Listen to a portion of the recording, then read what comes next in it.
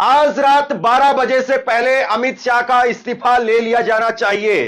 नरेंद्र मोदी उनको अपनी कैबिनेट से बर्खास्त कर दे, बाहर निकाल दे।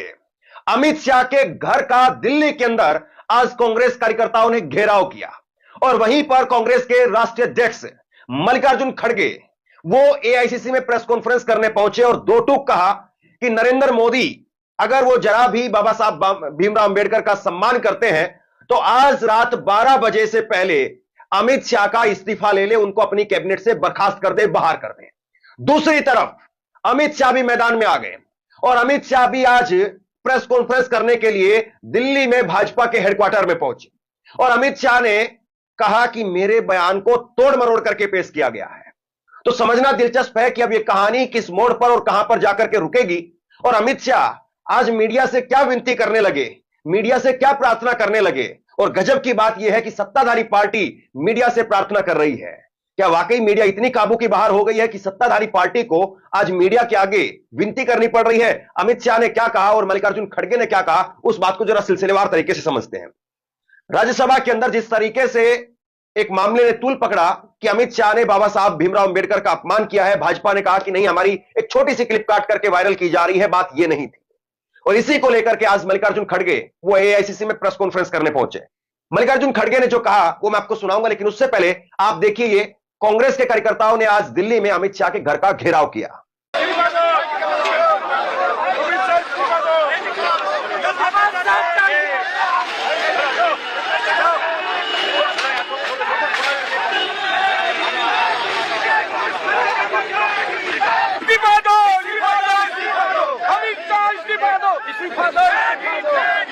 पीछे आजा, पीछे। जय भीम, जय भीम। इस्तीफा दो, इस्तीफा दो, इस्तीफा दो। इसके बाद में मल्लिकार्जुन खड़गे ने कहा, अगर नरेंद्र मोदी के मन में बाबा साहब के प्रति थोड़ी सी भी श्रद्धा है तो रात 12 बजे से पहले अमित शाह को उनके पद से बर्खास्त करें। मोदी जी को अगर थोड़ा सा भी बाबा साहब अंबेडकर के बारे में श्रद्धा है तो रात के 12 बजे के अंदर वो निकाल देना चाहिए, उनको ड्रॉप कर देना चाहिए, बर्खास्त कर देना चाहिए। अमित शाह भी प्रेस कॉन्फ्रेंस करने आए थे, लेकिन अमित शाह ने जो कहा वो थोड़ी देर बाद में मैं आपको सुनाता हूं। आज मल्लिकार्जुन खड़गे ने स्पष्ट तौर पर दो मांगे सामने रखी। उन्होंने कहा कि अगर कोई व्यक्ति संविधान की शपथ लेकर के मंत्री बनता है और फिर संविधान का अपमान करता है तो उसे कैबिनेट में रहने का कोई अधिकार नहीं है। अमित शाह को फौरन कैबिनेट से बर्खास्त किया जाना चाहिए। अगर इस्तीफा नहीं होगा तो पूरे देश में विरोध प्रदर्शन होंगे। बाबा साहब अंबेडकर जी सबके हैं क्योंकि वे दलित, शोषित, वंचित लोगों के, समाज के हर व्यक्ति की बात करते थे। वे सभी के प्रति सहानुभूति रखते थे। हमारी डिमांड यह है कि जो व्यक्ति संविधान का शपथ लेके अंदर आता है, मिनिस्टर बनता है, मेंबर बनता है, अगर उस संविधान का अपमान करता है तो उसमें उसको कैबिनेट में रहने का कोई अधिकार नहीं है। उनको फौरन ड्रॉप करना चाहिए, बर्खास्त करना चाहिए, तभी इस देश के लोग शांत रहेंगे। नहीं तो हर जगह बाबा साहब के बारे में नारे लगाएंगे, उनके लिए जान देने के लिए भी लोग तैयार हैं। ऐसा नहीं है कि कोई मिलेगा नहीं, लेकिन आज के हमारे जितने भी सुशिक्षित भी है, अनपढ़ लोग भी है, बहुत लोग भी है जो बाबा साहब अंबेडकर के अभिमानी है। वो जात पात का सवाल नहीं है, बाबा साहब अंबेडकर सबके हैं, वो बैकवर्ड के भी है और जो अति पिछड़े हुए लोग हैं, इकोनॉमिकली जो वीकर है, ये सभी लोग उनके हैं।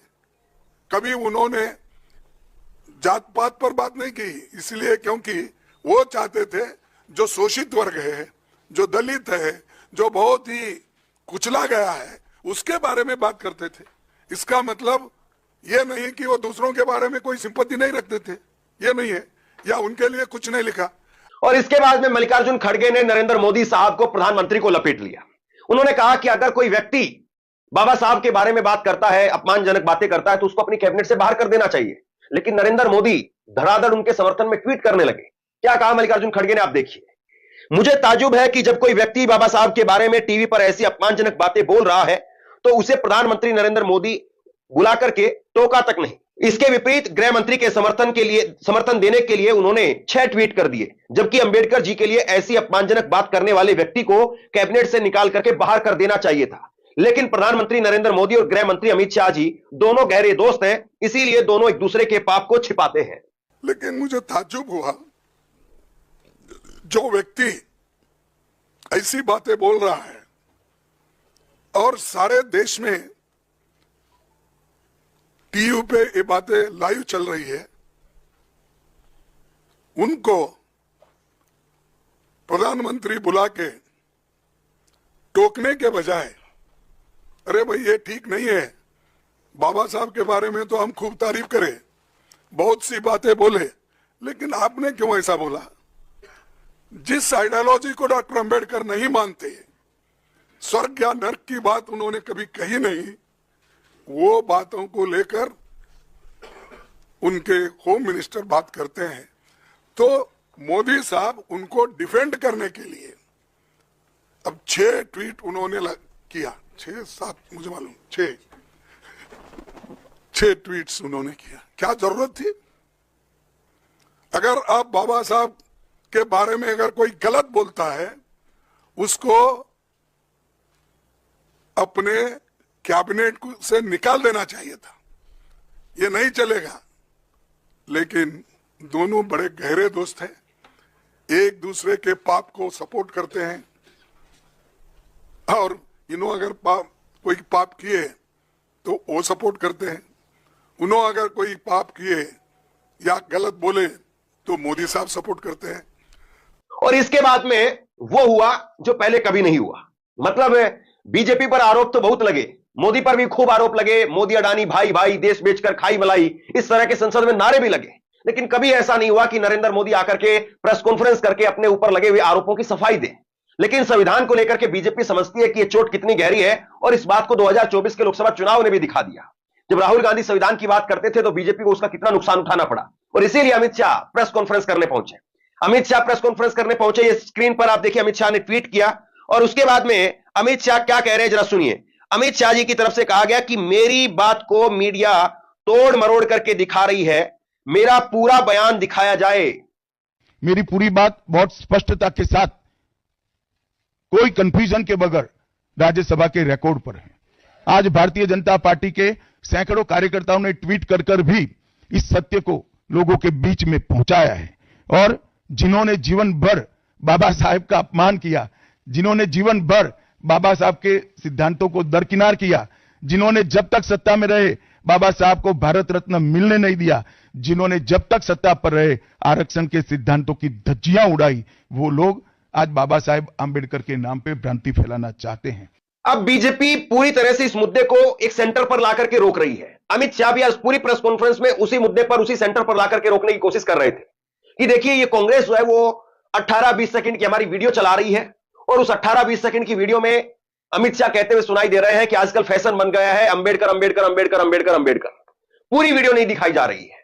अब आपके मन में भी सवाल होगा, हालांकि पहले भी मैंने 2 वीडियो इस पर की, तो उनमें भी मैंने बताया कि पूरी वीडियो क्या थी। चलिए मैं आपको पूरी वीडियो भी सुना देता हूं।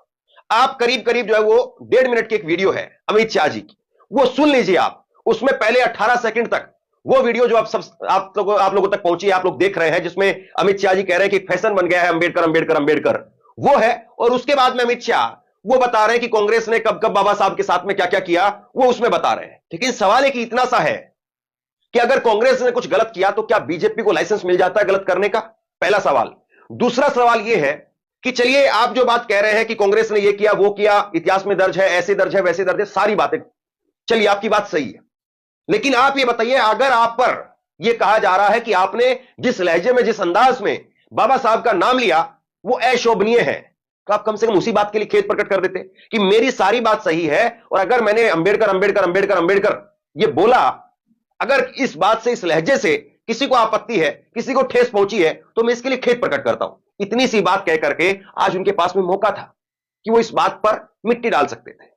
चलिए वो कह रहे हैं कि मेरा बयान तोड़ मरोड़ करके दिखाया जा रहा है, बिना तोड़े मरोड़े और बिना कोई काट छाट किए उनका 1.5 मिनट का पूरा वीडियो सुन लीजिए। मान्यवर, अभी एक फैशन होगा अभी एक फैशन हो गया है, आम्बेडकर आम्बेडकर आम्बेडकर आम्बेडकर आम्बेडकर आम्बेडकर। इतना नाम अगर भगवान का लेते हैं तो 7 जन्मों तक स्वर्ग मिल जाता।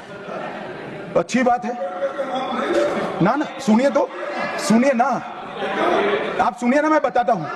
हमें तो आनंद है कि आम्बेडकर का नाम लेते हैं। आम्बेडकर का नाम अभी 100 बार ज्यादा लो, परंतु साथ साथ में आम्बेडकर जी के प्रति आपका भाव क्या है ये मैं बताता। मान्यवर, आम्बेडकर जी को देश की पहली कैबिनेट से इस्तीफा क्यों दे दिया?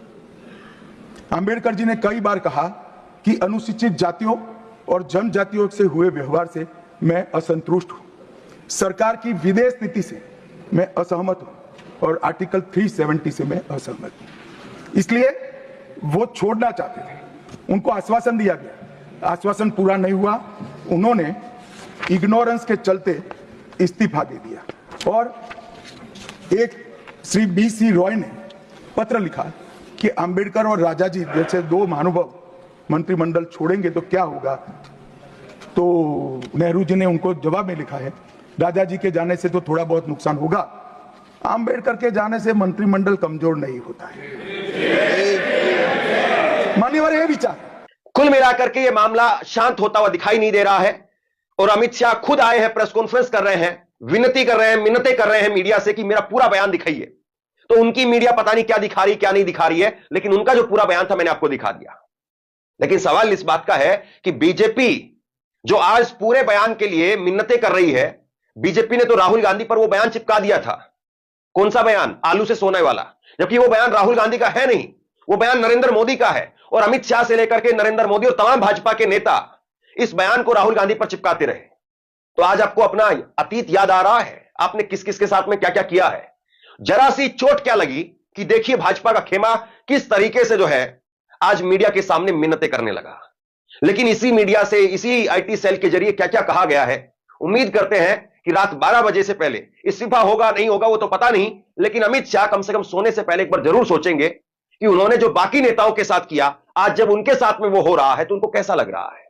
बाकी अमित शाह जी के साथ में क्या किया जाना चाहिए? क्या नरेंद्र मोदी को उनका इस्तीफा लेना चाहिए? क्या वो ले भी पाएंगे, या वाकई बीजेपी पूरी तरह से इस मामले में पाक साफ है और कांग्रेस या बाकी विपक्षी पार्टियां बेवजह बात का बतंगड़ बना रही है? आप क्या सोचते हैं बाबा साहब के ऊपर? नीचे कमेंट बॉक्स में लिख करके मुझे